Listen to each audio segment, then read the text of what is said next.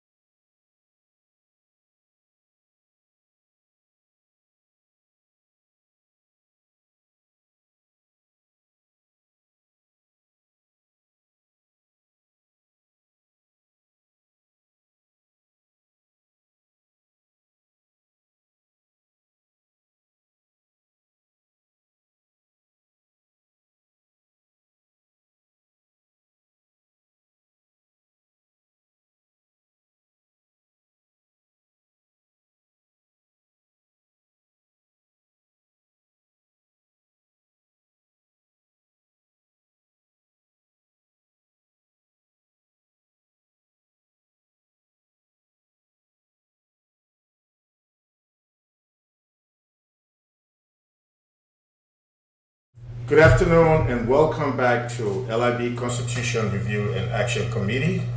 This is your host, James Christian WEAH Sr. Today we're going to be looking at the right to vote by absentee ballot. Okay. I believe that our Constitution provides us with the right to vote even when we are not in Liberia. During the debut of our program, we presented to the Liberian people the section in our Constitution that guarantees us the right to vote by absentee ballot. And today we want to continue a little more about the right to vote in absentia. That is when you are not present in Liberia. As a Liberian living in the diaspora, our Constitution says that even if you're not present in Liberia, as a Liberian, you have the right to vote. We mentioned in our first presentation that this right has been violated, but by all of the previous administrations and even the current administration. So as Liberian, it is up to us to make sure that our right to vote is not violated by this administration. And so we need to come together so that our voices are heard during elections in Liberia. As I stated earlier, we contribute significantly to the economy and the budget of the Liberian government. And as such, our right to vote is in the Constitution, and any attempt to hinder or prevent Liberians who are not in Liberia to vote in election is a violation of our constitutional rights as Liberian. This program is an opportunity for Liberians to come on and to discuss the issue of voting as a Liberian when you are not in Liberia.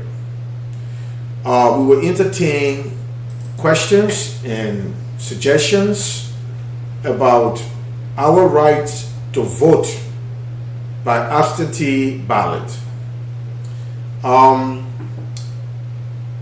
The audience is going to be the deciding factor in whether or not we petition the Liberian government to exercise our rights to vote when we are not in Liberia, or we just forget about it and just forfeit our right to vote.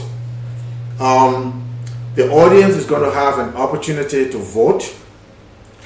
Next week, we are going to start voting on the right to vote by absentee ballot.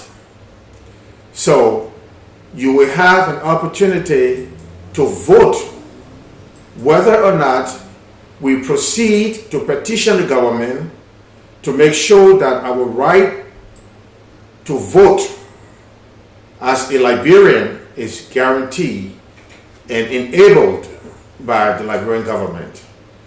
If the audience decided that this is a significant issue, significant enough that we want to petition the government, the audience will decide to set up a GoFundMe account, and we will contact a law firm in Liberia to investigate the possibility of petitioning the Liberian government to enable us to exercise our right to vote, even if we're not in Liberia. I know this is a tedious process, but the fact that this right to vote is in our Constitution means that the government should provide the opportunity and all of the necessary arrangements to enable Liberians in the diaspora an opportunity to exercise their constitutional rights.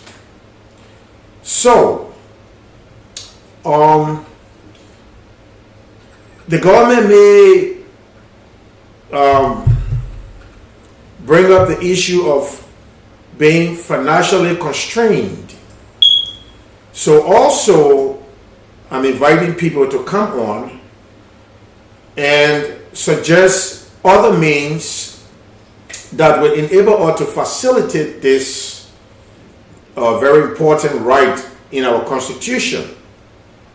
So what I suggest is that we contact a reputable entity in the United States, such as JP Morgan or Goldman Sachs, or some reputable entity that is qualified and will be responsible to be the custodian of the ballots from the diaspora Liberians and be sent to Liberia by secure means so that we are guaranteed our rights to vote as Liberian. So in essence, what we could do is we could set up through this custodian entity a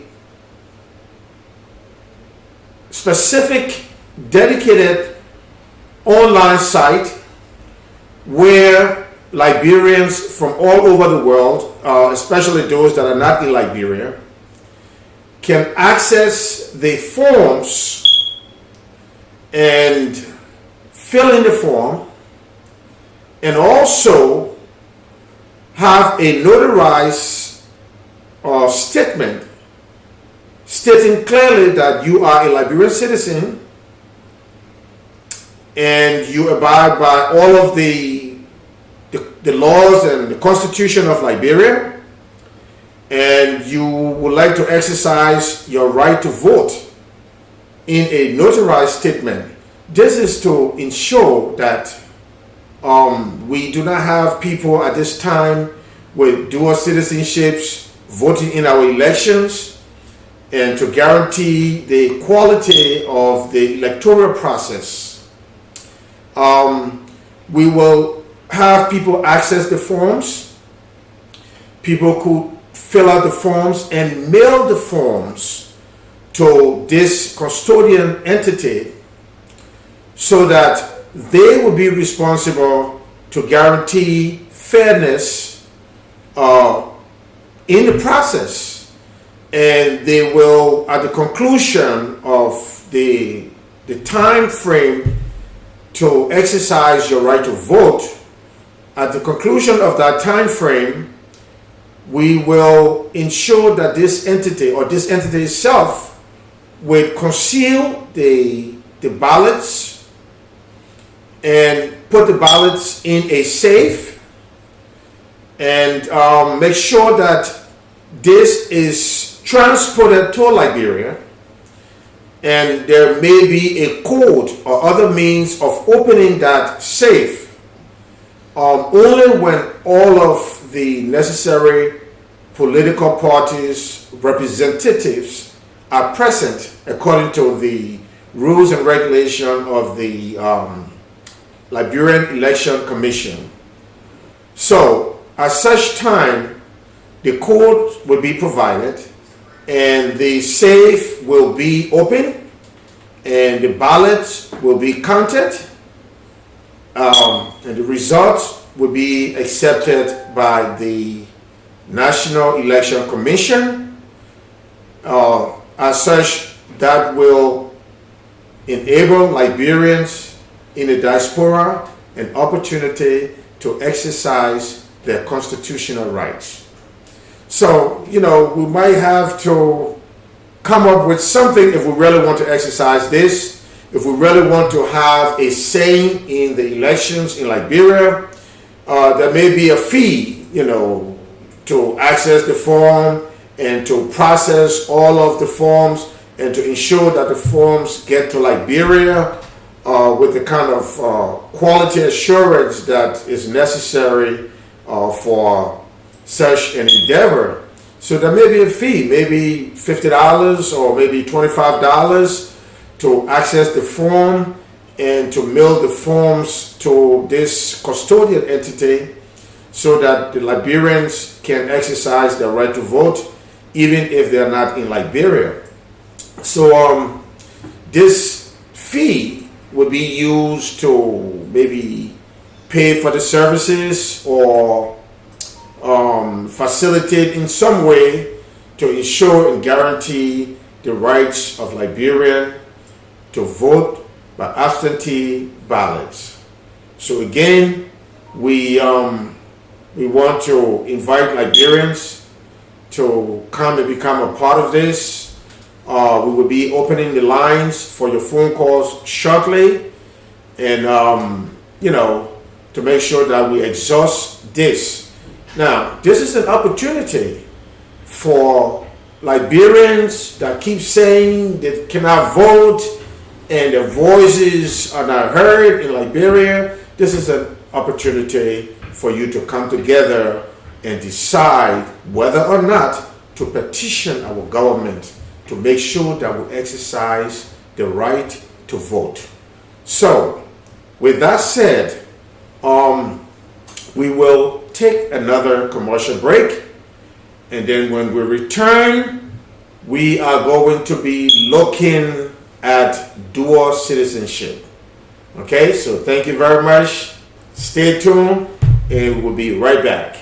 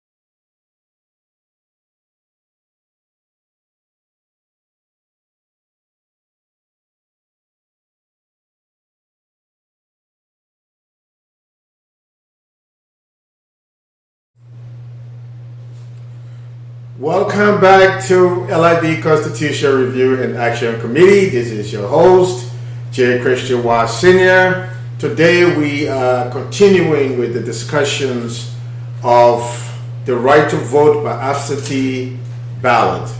Okay, we have spoken about this issue in length, and we want to encourage Liberians to participate. This is a very important right to vote for Liberians, especially those of us that are not in Liberia. This is an opportunity to have your voices heard. So we encourage you to participate in this discussion and to vote and to put your mouth where your money is. Liberians keep stating that they left out of the voting process in Liberia. So we thought it wise to implement this platform to invite you here and to encourage you to come together as Liberians so that our voices are heard and we have a saying in who is elected as public officials in our country. So again, the phone lines will be open shortly, and this is a glorious opportunity for Liberians to get involved here. So again, we cannot sit on the sideline, do nothing, and want to say a lot after the fact. Okay, 2020 elections coming up. This is an issue that I think we should accelerate so that we become involved in the election process in this year, 2020. Okay, so hey, don't let your right just be violated.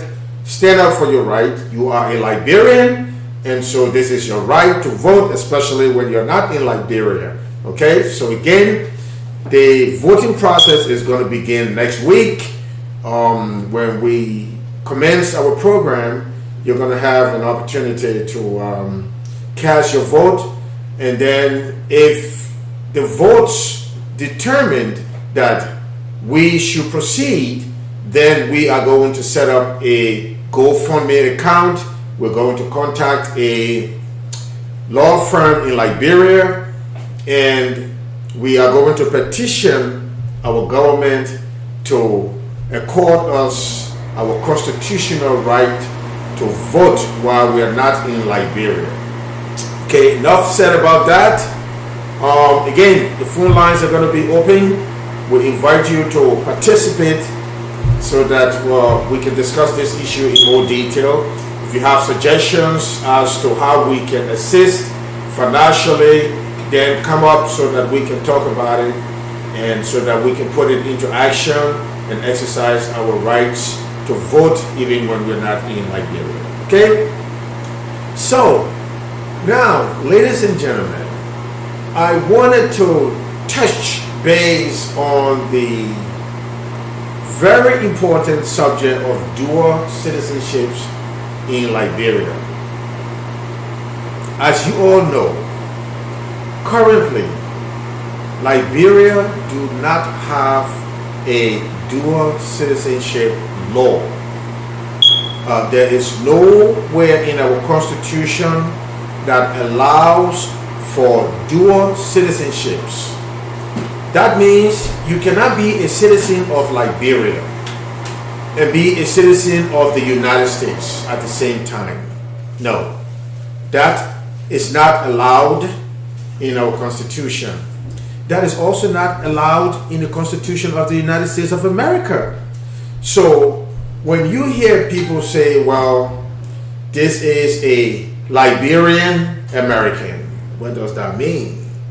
That simply means that this person may have been born in Liberia, or they may have grown up in Liberia and probably was a Liberian citizen before becoming a U.S. citizen. So in essence, you have to give up your Liberian citizenship or any other citizenships for that matter in the world to become a United States citizen. And the same is evident in Liberia. To become a citizen of Liberia, you have to be of Negro descent, and also you have to give up all other citizenships in the world. So, our country has been going through a very difficult time in our generation. In 1980, I believe, the military government of the PRC overthrew the constitutionally elected government at that time. And since then, our country has been going southbound, deteriorating at an alarming rate. Okay? And this is unacceptable. We have to do something in our generation. Okay? Liberians left Liberia to come and prepare themselves, because I believe we did not have the kinds of higher institutions in diverse disciplines, and that prevented us from a broad spectrum of academic areas of concentration. However, due to the recent war in Liberia, many Liberians were forced to leave Liberia, against their will, okay, for fear of their lives. So, because of that, Liberians were dispersed all over the globe, many in the United States of America, and based on their ambition, some of them became citizens of the United States. So, do we just disregard their rights as citizens of Liberia? We need to understand that the reason why some Liberia migrated to the United States was not just based on their own elections. It was based on the fact that there was conflict in Liberia. Many Liberians were killed during this time. I think in excess of 250,000 Liberians were murdered in cold blood. So you cannot blame the Liberians that left Liberia to travel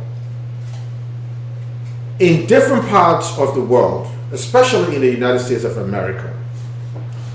This is something that was necessary, because even now, so many Liberians were killed. Liberians got together and decided that we were going to implement the TRC report. It's been many, many years. We have done nothing.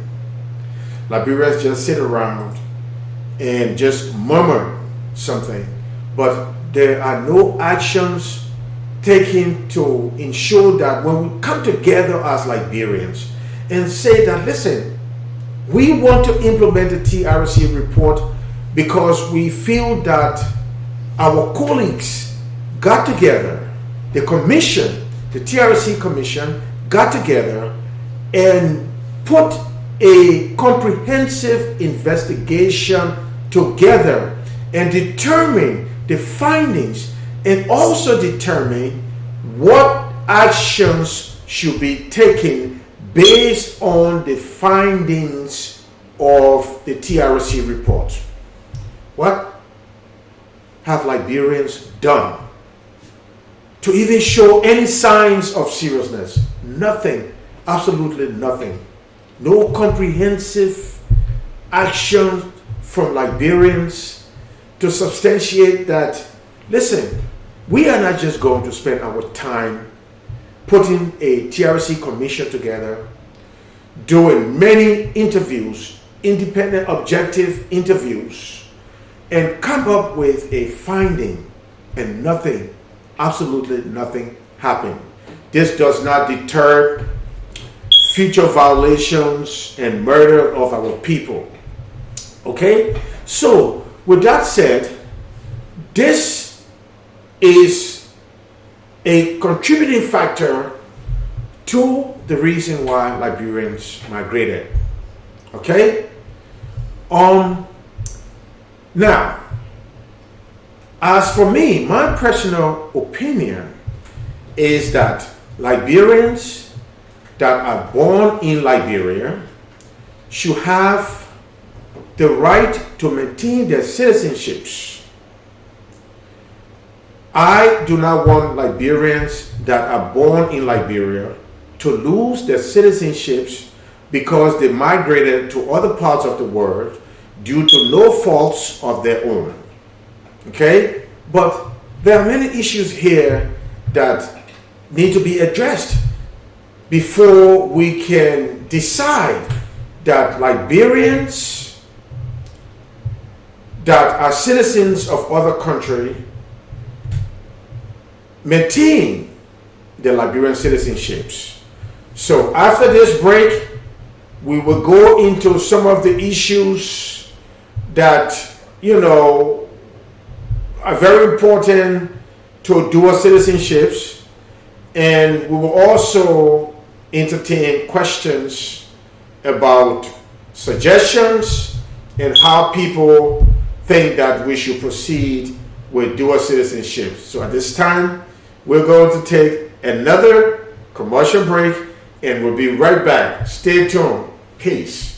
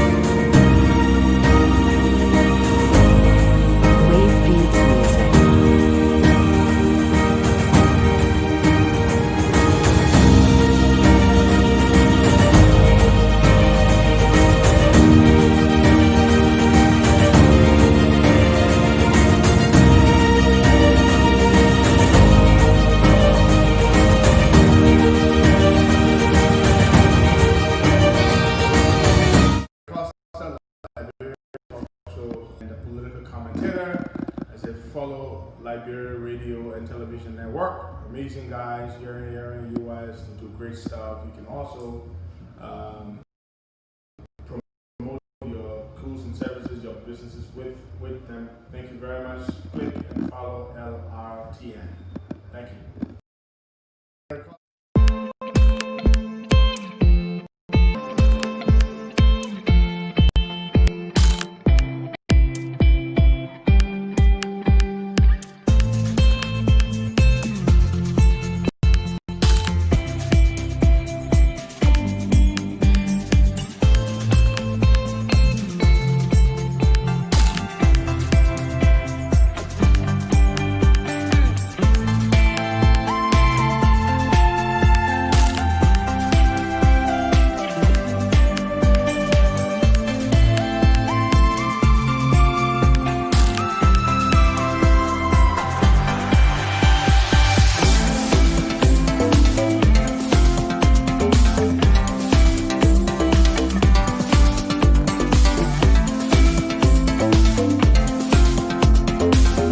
Welcome back to LRB Constitution Review and Action Committee. This is your host, KRISCHEN Sr. Today we're touching base with a very important issue, dual citizenship in Liberia. Currently our constitution do not provide for dual citizenships.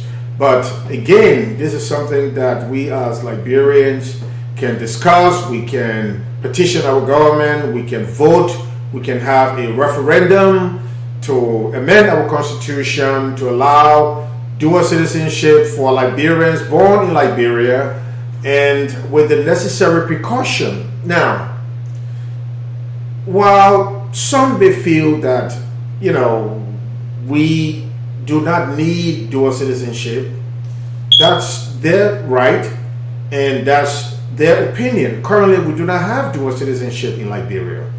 But again, some people were forced to leave Liberia against their will. Okay, and as I stated earlier, so many Liberians were killed during this war and nothing has been done. TRC report not implemented. The World Crime Court not implemented. Not invited to Liberia. Okay, how do we proceed with a better Liberia, with a better future for Liberia, when those that committed atrocities against our people are the ones that are in charge because of the lack of will by Liberians to stand together? Okay, and the issue of dual citizenship is important because Liberians cannot lose their citizenship as Liberian through no fault of their own. With that said, in my personal view, I think that Liberians born in Liberia should maintain their Liberian citizenship even if they have citizenships in other countries. Now, while I'm in favor of this, there is a very important concern that I have in reference to dual citizenship. First and foremost, I want to present you with a scenario. Liberia is only so many thousand square miles. So it's not such a big place like we think it is. Okay? What if you have a multi-billion-dollar company that is going to go through either a Liberian to purchase land and property and assets? I'm talking significant land and assets in Liberia. Go through a Liberian to purchase such assets in Liberia and then sign a contract with that individual to become the custodian of that particular assets. A few companies could purchase the entire Liberia. Go through Liberians to purchase very large parts of Liberia, and in a short time, Liberia will be lost. I know that some people are advocating for just open dual citizenships in Liberia. Just allow anyone to become a citizen of Liberia. Anyone from any part of the world to become a citizen of Liberia. This scenario applies to all Liberians. If anyone that is not of Negro descent or was not born in Liberia became a citizen in Liberia, we may have a situation where this person is contacted, bribed to turn over ownership of significant parts of our country to a multi-billion-dollar company that could just use those parts of Liberia for their own benefits. Okay? So, and it will be out of the reach of Liberians for the foreseeable future. So again, those are some of my concerns. that I have with dual citizenship. So this is a important matter. And let me tell you, I know that some people feel that, Liberia is wrong for stating that no one other than those of Negro descent may become citizen of Liberia. But I see people just playing around with that and just taking that lightly, and they don't comprehend the intricacies of why this particular law was passed in the Constitution of Liberia. This law has been on the books in the Constitution of Liberia for many, many, many, many years. And all of the past administrations never touched this law. It's got to be a reason. Why would so many previous administrations decide not to even touch this law? The law that states that only people of Negro descent may become citizens of Liberia. That means people of non-Negro descent cannot be citizens of Liberia. Why do we think this law has stayed on the books for so long? Let me just take you back a little bit. 400 years ago, or over 400 years ago, more than 600 million blacks were murdered in cold blood by Western civilization. Now, I'm not talking about like 10 million or 15 million or 20 million. No, I'm not talking about 25 million. I'm not talking about 50 million. I'm talking million here now. So I'm not even talking about 100 million. I'm not even talking about 200 million. Not even 300 million. But 600 million. And this is only after they started taking records of the kinds of atrocities that were committed against Africans that were brought to the Western world as slaves. Some of these people were just chained in a particular position, in a specific position. Some of them, their backs were bending all the way, touching their heels, and they were chained in those positions. And after 2 or 3 months in that particular or specific position, your body tends to form itself in those positions. And when the slave owners realized that they could not obtain the kind of wealth by taking those people that were considered crippled, they insured those slaves and they put weights on them and they threw them overboard so that they would descend to the bottom of the ocean with weight, and the insurance would pay. With that kind of atrocity, and that was just taking them to the Western world. When they got to the Western world, it was even terrible. It was just unbelievable.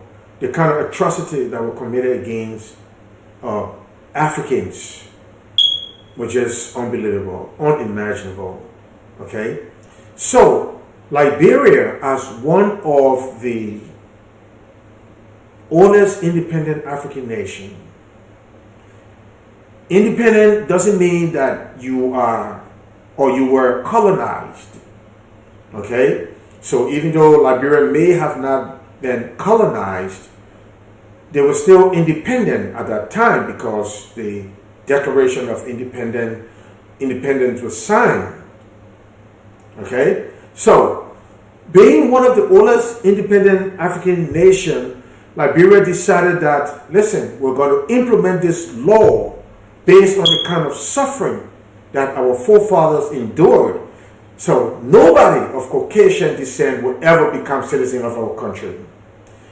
If they wanted that law amended or changed, then all of those Western empires that benefited from the sweat and the blood of Africans need to apologize for their atrocities against African countries and African people, and also pay a reparation for the time that was taken away over 400 years. And so Liberia had to take a stand.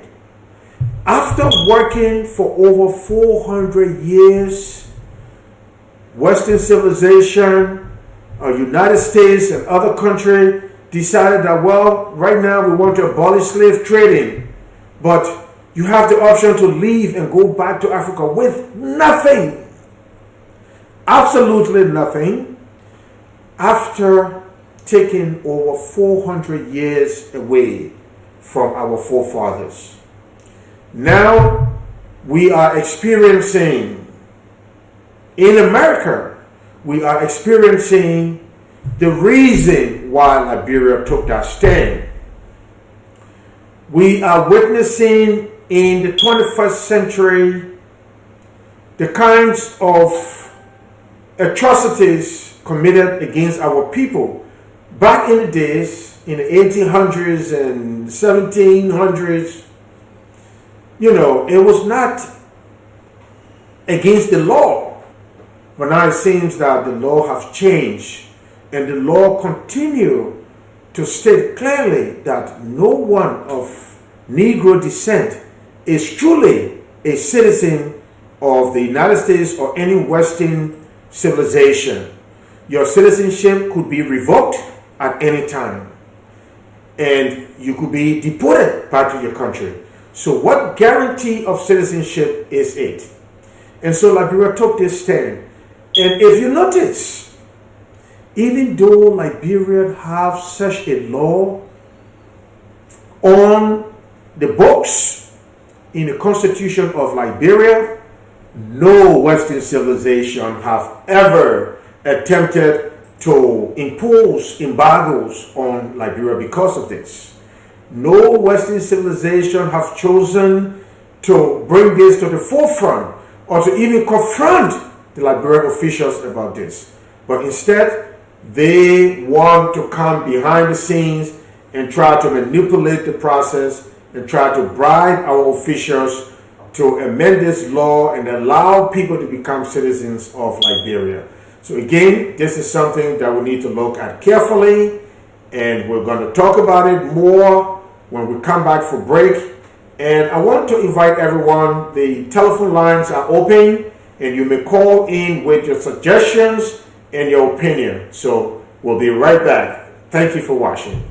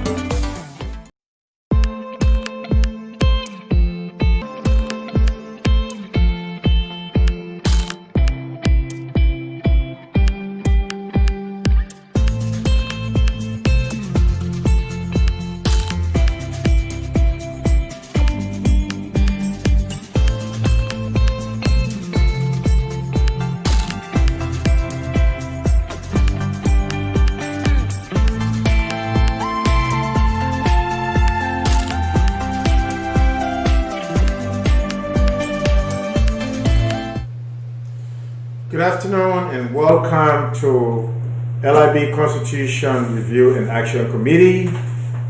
We take a look at the Liberian Constitution and we discuss a lot of intricacies about our Constitution.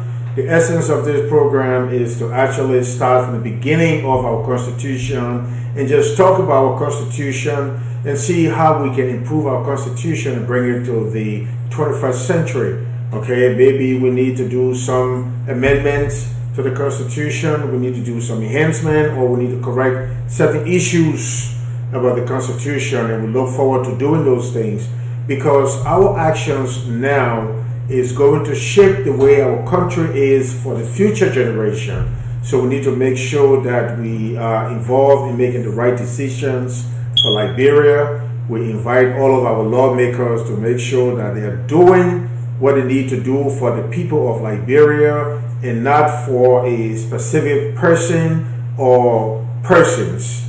So I thank you for watching. The phone line is open. We encourage you to call with your opinion and your views. And like I said, next week we're going to start voting on whether or not we want to pursue the right to vote by absentee ballot and to petition our government to make sure that this right is guaranteed under our Constitution for all Liberians in the diaspora. Today is a sad day for me and for many Liberians, a true servant of our country, my dear friend and brother that I love so much, Jones Blamo, departed this life and left us to be with the Lord. It is heartbroken. We grew up together. We had a long history of friendship. We never argued because we were always on the same page, and we hung together every single day in LIB during our high school days. And there are lots of stories, lots of good memories. And I'm very saddened by this loss. It's very hurtful. I cannot even believe, perhaps maybe if I was in Liberia, JB would just get up right now because I would give him the code of Iwamu Radios. Begin, get up. Yeah. So I miss my brother. I don't know whether or not my producer have that. I think he's working on it right now to put his picture on the screen so that we can see exactly who I am speaking about. One of the sweetest people that I've had the opportunity to interact with throughout my life. He taught me about organization and how to bring people together and how to be loving and caring and how to give your all, because this life is just temporary for many, many, many people. Okay? So we need to be nice. We need to learn from Jones Blamo, the kind of dedication and passion that he had. We miss him so dearly. I'm still in denial that JB is gone. This is one of the icons that should not leave us now. So again, a sad day for Liberia. JB was the Deputy National Security Director for the National Security Agency of VIP operations. He was an asset to Liberia and to our organizations in America. We miss him. May his soul continue to rest. We gave hope in the words of the Lord that the dead shall rise again. So we know that all is not lost, and we look forward to seeing my dear brother again. We love you, JB. Be with the Lord and rest in peace. All the struggles and all the sufferings are over now. God bless you. My gratitude, my condolences to the family. We're praying for you, and God has you in His God. God bless you. Thank you very much for watching LIB Constitution Review and Action Committee. This program is live every Saturday at 12 for an hour. So we encourage you to become a part of this program and to voice your opinion so that this is comprehensive and to make sure that we move our country forward. Again, thank you very much for tuning in. One love, Liberia. We love you. God bless you. Take care, and I'll see you next Saturday. Goodbye.